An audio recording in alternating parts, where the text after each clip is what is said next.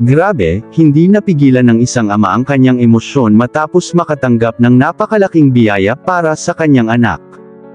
Ito ang kwento ni Dara na siguradong magpapaluha sa inyo. Hello mga ka-Jago, welcome back sa ating channel.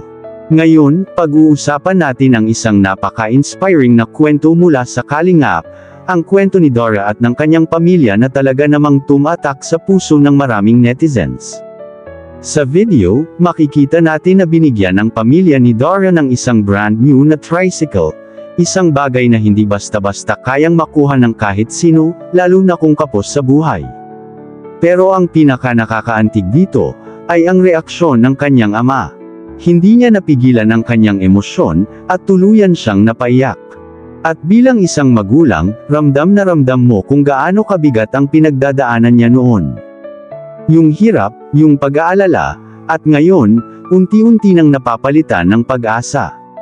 Hindi din kasi madali ang pinagdaanan ni Dara kaya karapat dapat din siya sa mga blessing na natatanggap. Mula noon hanggang ngayon ay hindi nagbago si Dara sa kanyang pag-uugali, na natiling mabait at mapagpakumbaba. Dito mo makikita na hindi lang material na bagay ang naibigay, kundi pag-asa at bagong simula para sa buong pamilya.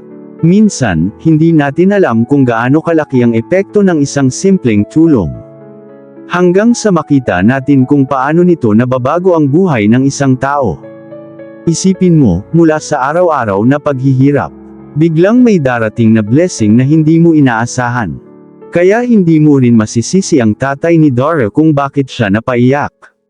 Dahil iyon ay luha ng pasasalamat at pag-asa. Ang aral dito mga ka-Jago.